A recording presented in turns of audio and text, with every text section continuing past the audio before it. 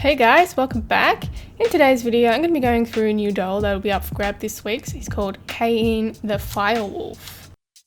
So as usual, I'm starting off with my resin base, and this is something that I have sculpted, molded and cast myself.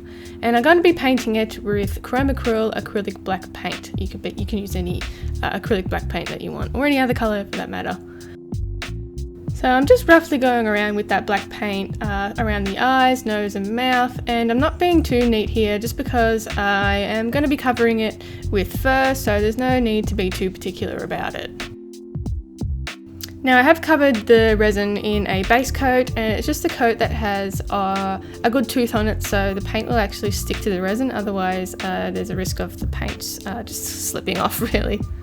Okay, so once I've painted it all up, I'm going to leave it to dry, and then I'm going to come back with some paint for the eyeballs. And I'm using a Lumiere paint by Jacquard in Halo Pink Gold. As it's a fire wolf, I wanted to have an orange sort of eye, so I wanted to go with this colour that has a nice metallic sheen to it. So as with most of my dolls, they all have a story, so here's a little story about Kaen the Firewolf. Firewolves are mythical creatures. They are known to perform a ritual ceremony around a large fire with howls and snarls which can be heard from miles away. The natives call it the Dance of the Firewolves, and they know better than to approach during this ceremony. In other times, firewolves tend to live in large packs with one matriarch. Most of their bodies are black, but parts of their body glow from the flames inside. They can generate a huge amount of heat depending on how much they trust you. Some firecrafters are said to have befriended these wolves. Firewolves are generally found on the mainland Nanklandara, all over the Valley of Fire region. Okay, so you just saw me paint the eyes for the firewolf, and now I'm moving over to painting the paws, and I'm just the same technique, just loading up that paint, and most of it will be covered in fur, so again, no need to be too particular about it. So this is the fur that I'm using. It's a really nice orange, striking orange colour, faux fur, and it has a nice thick body to it, and the pile isn't too long, it's like a medium length pile. So you can see here I've drawn on the patterns. It is a little bit messy, so I was trying to fit all of the patterns onto a smaller piece of fur, so I had to do it a couple times just to make sure it fits.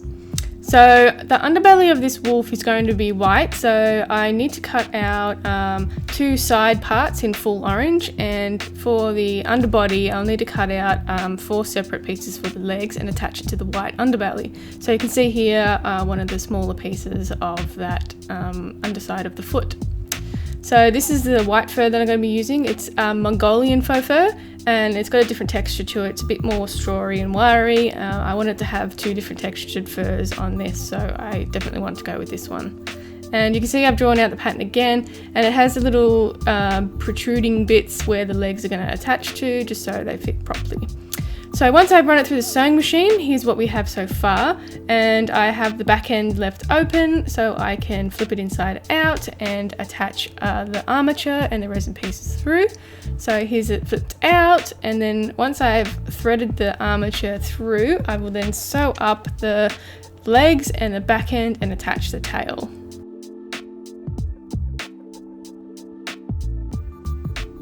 So here's the armature and the resin pieces attached, and I'm just sewing up the leg area using a ladder stitch, and it's a pretty solid stitch and it will hold your pieces together well, and it hides the seam line as well, so it's a really good stitch to know.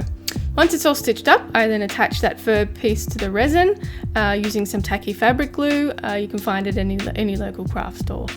So once I'd sewn it up, I kind of wanted to add some horns. It was like a split decision, but I just feel that this wolf needed to have some horns. So I'm using some air dry clay, and this is a sort of a squishy clay that's not very fragile. That way it won't snap or break very easily, but it can still snap or break, it's clay. And I'm just texturizing the horn parts using a little needle tool. This little needle tool is the best little tool that I have. It's so versatile and great.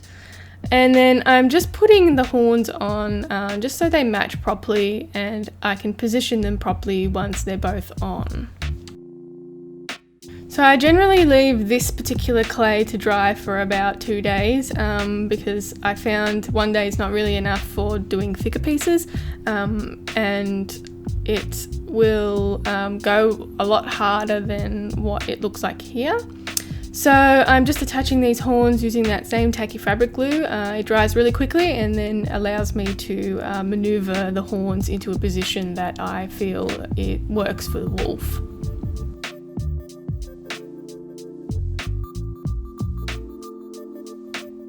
So I wanted sort of a fork look to the horns, so I'm just manipulating the ends of the horns to fit into a nice fork position. So once it has been dry, I'm then going to paint it black. I wasn't sure which colour I wanted to paint it, but I decided to go with just a solid black colour. In hindsight, I probably could have used black clay, but I didn't have any on me at the moment, and I didn't really want to wait weeks for it. So painting it was the thing to go.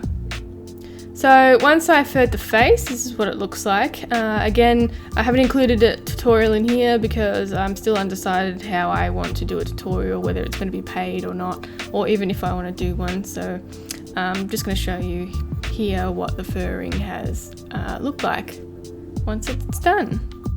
So I did add a lot of black colouring to the body of the wolf, but I don't know where that footage went. It's just like kind of disappeared. And I wanted to add more patterning rather than just solid colours to the wolf. So here's what he looks like. Alright, that's it for me today, guys. I hope you enjoyed the video. If you did, give it a thumbs up and don't forget to subscribe.